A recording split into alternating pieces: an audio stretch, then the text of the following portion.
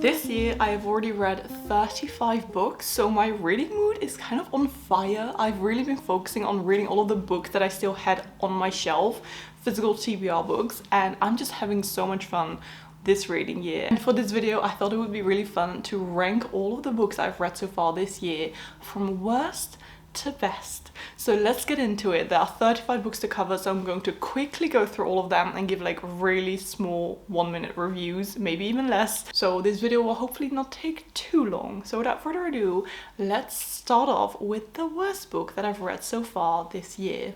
On number 35, we've got Gifts by Laura Barnett, which is a Christmassy book that I read in January, because why not? The reason I really just didn't like this book is because this book consists of small, short stories that focus on new characters every single time, and it's about them having this kind of Christmassy experience. But the reason I didn't like it is because I didn't have time to start caring for these characters after a few pages, and then there would be a new character already. And there are books that do this really well, for example Einstein's Dreams, which I'll mention later on, but I really did not care about these characters, hence why I didn't like this book at all. Number 34 is A Winter in New York, written by Josie Silver. Again, a Christmassy book that I read in January, because why not?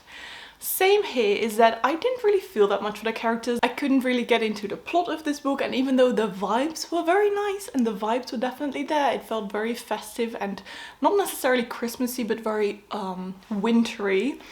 But I just didn't really feel much for the characters, and I thought the writer was really trying to make you feel so super warm and cozy for them, but I honestly couldn't really be bothered too much. Number 33 is Orlando by Virginia Woolf. I would love to be one of these people who just absolutely loves and devours classics and feel like they understand all of the messages in this book and all of the themes and stuff. Unfortunately, I'm not really one of these people. Oh whoa, there is suddenly so much sun. We're just gonna roar with it for this one book. I hope the sun will go away again soon. But Orlando is about a person, Orlando, who goes from masculine to feminine, kind of changing sexes. And the whole like gender roles of this book was quite interesting, but I just didn't really flow with this book, unfortunately. Number 32 is Small Pleasures by Claire Chambers, and we're already starting to get into like the 3-star range, so I'm enjoying these books, but just not my favorites. This is about a journalist who is investigating this woman who claims to have had a virgin birth. And even though the whole premise of this book was really interesting, and like this whole virgin birth aspect, why this woman thinks she had a virgin birth, but the ending of this book just wasn't it for me, which is a shame. And the beginning was quite interesting, but the ending and like the final part of the book was becoming a little bit boring and repetitive. So yeah, not amazing. Number 31 is Family Law, written by Elizabeth Acevedo. This is a magical realism book focusing on the women in a Dominican American family, which focuses a bit on magic and being able to like predict the future, which I really enjoyed. But I was kind of missing a bit of plot here in this book. It was very, very character driven. And even though I love character driven books, I do sometimes want a bit more plot. Number 30 is The Love Hypothesis by Ellie Hazelwood, which I really enjoyed. A really cute romance that takes place at like a university about science, and I really enjoyed this one. Wasn't the best book out there, but definitely a very enjoyable romance and super cute. Number 29 is Ruth and Penn, written by Emily Pine. This takes place on one day, follows 2 different characters who meet each other, who don't know each other yet, but meet each other somewhere during this day. The premise of this book was really interesting. I liked that it took place just on one day, but I was kind of missing a little bit of excitement. Definitely enjoyed it, but was just missing a bit of oomph, you know? Number 28 is Early Work, written by Patti Smith. This is all like short stories, poems, lyrics by Patti Smith, who is one of my favorite musicians and artists and cool woman around the world. But I just sometimes have the feeling that I can't really understand her work or get into her work. I sometimes feel like the only person who can understand her work properly is Patti Smith herself, hence why I sometimes felt a bit distant from what she was writing in this book. 27 is Hour of the Star, written by Clarice Lispector. We're already getting into like the 3.5-star range, so I'm starting to really enjoy these books. This takes place in the slums of Rio de Janeiro and follows a woman who is very much focusing on trying to like make this life something worth living, but at the same time having to deal with poverty and feeling not good enough. and also like identity, love, and just trying to make the best of life. But sometimes it's just not working out that well. This was also very much a character-driven book, but I was way more into learning about this character than the lack of plot, so I really enjoyed this one. It was pretty good. Number 26 is The Half Moon, written by Mary Beth Keane. This is about a married couple living in a small town, and the man really wants to buy this pub called The Half Moon. This book really focuses on like the complexities of marriage and the struggles of, you know, how much work a marriage can be, which I thought was really, really interesting to read about. I really started to feel for these characters. Number 25 is Garden Spells, written by Sara Addison Allen. This is a super cozy, witchy novel that I definitely bought because of the cover. It follows a family that has a sort of magical apple tree in the back of their garden that has magical powers. Even though I didn't expect this story to go in the direction it went, I definitely enjoyed it, and I do want to pick up the next book in this series, even though I did wish that the original story, like this first one, was different. It was magical, but just not in the way I expected it to be. Number 24 is A Closed and Common Orbit, written by Becky Chambers, which is the second book in the Wayfarer series, written by Becky Chambers, which is a really, really lovely science fiction series that is very, very character driven, and not a lot of plot is happening, but I'm loving these characters and I enjoyed this book so much. This focuses on a few characters that were also present in the first book, but not the whole cast of characters from the first book. If you like science fiction and character-driven books, this is definitely the one for you. I did enjoy the first one more, like I loved that one, and I gave this one like 3.75 out of 5 stars, but still a really great one. Number 23 is Someone Who Will Love You in All Your Damaged Glory, written by Raphael Bob Waksberg, who is the creator of BoJack Horseman. This is a science fiction book that is full of short stories about love, about friendship, and some of these short stories in there broke my heart. Some of them I couldn't really get into, or I didn't really enjoy that much, but because half of them was just really, really good, it is on place 23. Number 22 is Rouge, written by Mona Awad. This is a kind of magical realism story that really focuses on the cult-like aspects of the beauty industry and being obsessed with beauty and appearance, and how toxic it can be to also be addicted to like these online beauty videos, because it really focuses on this like TikTok-ish platform, but also cult-like groups. This was honestly just vibes, super, super weird, but I actually quite enjoyed it. Hence why it's on number 22. It was very, very messed up though, very weird. Number 21 is Little Women, written by Louisa May Alcott.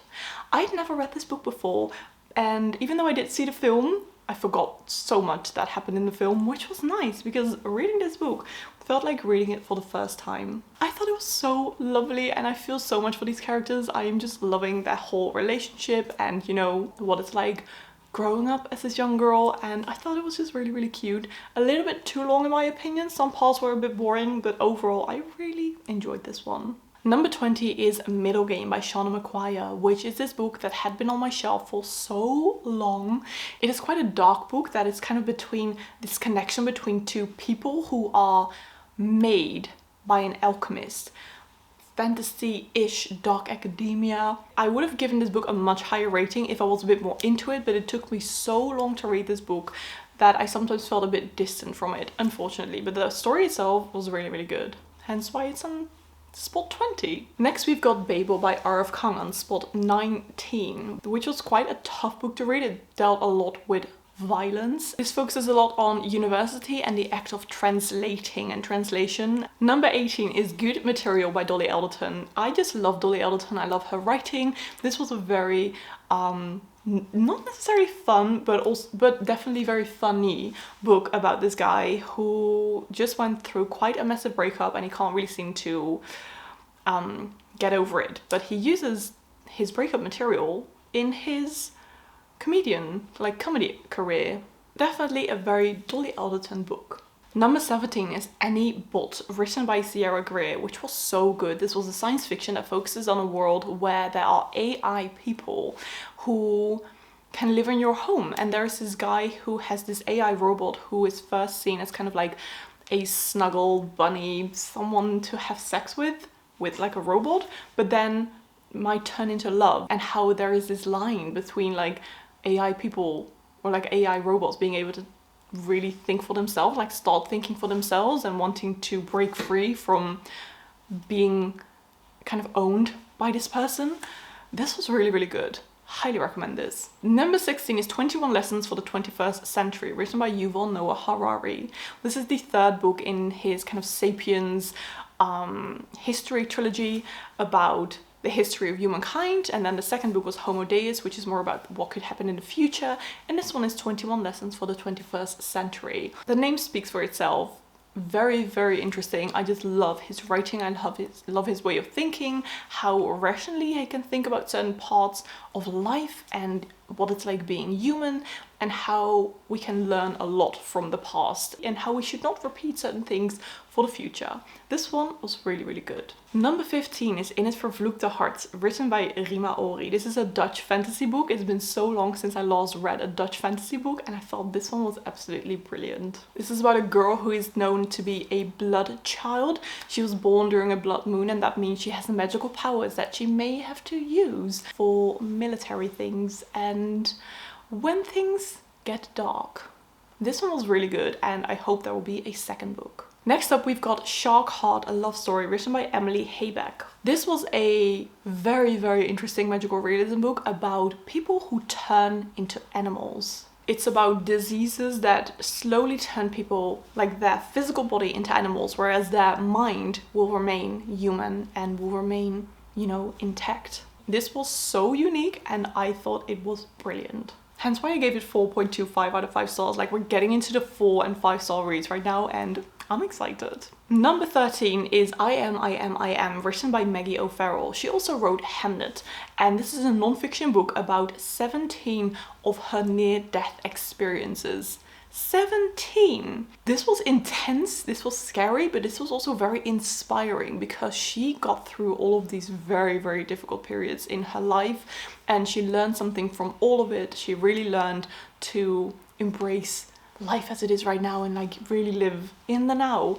And even though this was definitely very scary, as I said, super inspiring as well. On number 12, we've got Stoner, written by John Williams, which I gave a 4.5 out of 5 stars. This is about a man named Stoner who goes to university and falls in love with like English literature, and how he is learning about real life and about marriage and about sometimes things not working out the way you want them to or the way you expect them to. This was a very, very character-driven book, but so good and so emotional, and just this was very much a surprise because I didn't expect to enjoy this one so much. Number 11 is In the Company of Witches, written by Orly Wallace, which was a super, super cozy, cute fantasy book that is witchy, that takes place in a B&B and is like a cozy mystery because someone in the B&B has died and the witches need to find out who did it. I learned about this book from my friend Karina, who said this was a mix between Gilmore Girls and Practical Magic, and she was not wrong. This was so cute. Number 10 is called Hereafter, written by Amy Lynn. This is another memoir.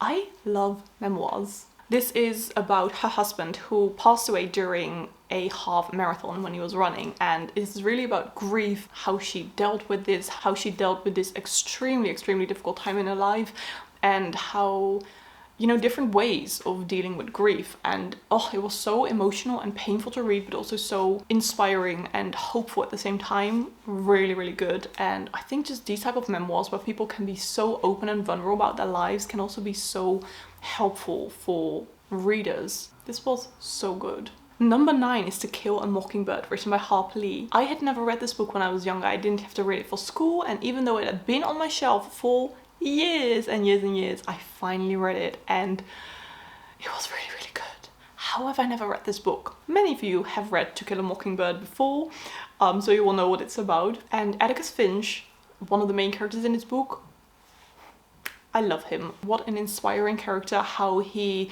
really wanted to share his like norms and his values with his children, and how he taught his children his values and about how important it is to stand up for everyone in this world. Number 8 is Penance by Eliza Clark. Now we're getting into like the 5-star books, and I'm so excited.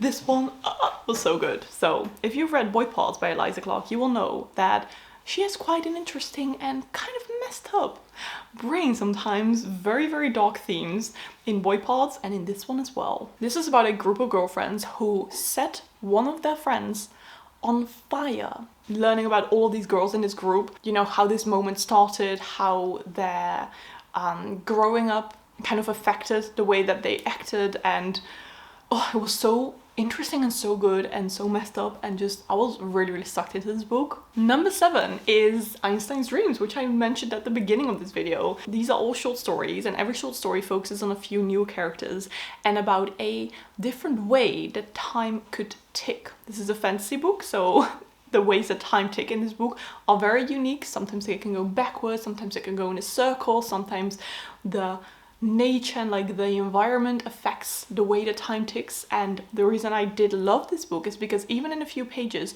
you felt for these characters and you started to care for these characters, and that is what I was missing in the book Gifts. But in here it was done perfectly, super whimsical and so beautiful.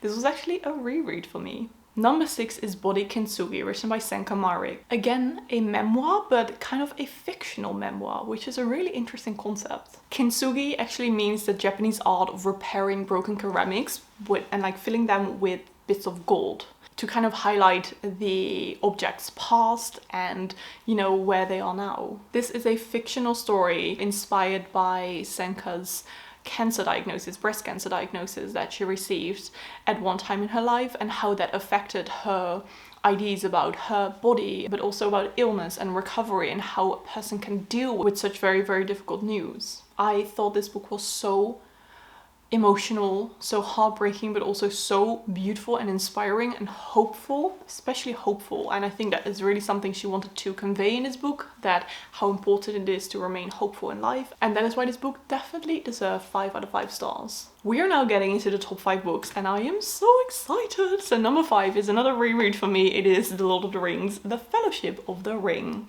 This book just deserves 5 stars, even though when I first started reading this book, this was like I think like 2015, I tried to read this book, but I was so bored and I thought it was way too long and I couldn't finish it. Then a few years later, I read this book whilst I was in New Zealand, aka the Lord of the Rings land where they filmed everything, and I saw the book in a hostel, and then I read it within a few days and I was just sucked into it. I loved it, and even though it is super slow at first especially, it's just amazing. It is perfect, and it is one of these books that will just stick with you forever. Hence why it is number 5 for this year. My god, the sun is going crazy here. I keep like switching up the light in this video. Number 4 is another memoir. There are so many memoirs in this list. This one is In the Dream House, written by Carmen Maria Machado. This was all about what it was like for Carmen to be in an abusive relationship, and this was so incredibly heartbreaking to read because every chapter kind of adds to how bad things were going to be for her and how she managed to get through this. I really admire about how open and honest she was about this super difficult time in her life and how she managed to get through this and overcome this and learn from this above all. Very inspiring and really good. Painful, heartbreaking, but also hopeful. We have reached our top 3. My number 3 book of this year is The Very Secret Society of Irregular Witches. This may come as a surprise. It sounds like such a fluffy, cute book, which it was, but honestly, this was all I wanted in a cute, cozy, witchy fantasy. Sometimes the books that are not necessarily the best books out there are just the ones that make you feel so much, and this was one of those books. It's about a witch who lives in a world where there are more and more witches who kind of need to be very secretive about their existence, but our main character in this book is going to teach 3 young witches the art of witchcraft. It is really about found family, focusing on these really beautiful relationships between friends and living in this house with many different people. Honestly, this was just so freaking cute. It gave me all the feels. It made me feel warm, it made me feel hopeful, and sometimes these type of books that don't really have a very deep meaning are just the ones that you enjoy the most. Number 2 is Lie With Me, written by Philippe Besson. This is a book about an affair between 2 teenage boys in 1984 in France, and oh my god, this was so beautiful, heartbreaking, emotional, and just this really short book about the beauty of finding someone who you connect with on such a deep level. I nearly cried at the end of this book, and that doesn't happen very often. I don't really cry at books too often. I cry at films like super easily, but with books it is very difficult to make me cry because I'm a very visual person. So with films and TV shows it's easier for me to really get sucked into it, but with books, like, I could feel this book in my brain basically. I thought it was absolutely brilliant, so beautiful, and just one of these books that will stay with you for a very long time. This was my top 34 books. We're going to my number one very, very soon, but I just wanted to give you an overview of all of the fiction books on this list. So these are all of the fiction books from worst to best, and let's now take a look at my number one of this year so far. And that is The Lost Bookshop, written by Evie Woods. This is everything I want in a book. It is magical. It is a book about books. It has plot twists, things you wouldn't expect. It has interesting characters, and it just has all of the vibes that I want from a book. And I got this one for Christmas from my aunt. She didn't really know anything about this book. She just saw it somewhere and thought, oh, this might be something for Britt. And she was right. So if you are looking for this mysterious, magical book about books and about a vanishing bookshop, pick up this book. It was so amazing. I listened to it on audiobook and I was just so invested in it. I thought it was so good, and I definitely want to reread this book one day. So this was my top 35 books of this year so far. I also want to kind of briefly give you an overview of fiction, non-fiction and rereads, because as I just showed you, these are all of the fiction books that I read this year, from best all the way in the left top corner to worst in the right bottom corner. Then we've also got all of the non-fictions from best to worst. Well, not worst and not bad books, but just from my favorite to my least favorite, as well as the rereads. I really hope that you like this video. Please do let me know in the comments if you want me to do another one of these videos at the end of the year, ranking all of the books I read that year, because maybe there will be like twice as many. I loved going through all of these. I really hope you liked it too, and if you do want to comment something but you don't know what to comment a heart emoji, because this is all about just loving books and reading amazing books. And also don't forget to let me know your favorite and least favorite book you read so far this year. Thank you again so much for watching. I really hope that you're having a beautiful day, and I will see you in my next video.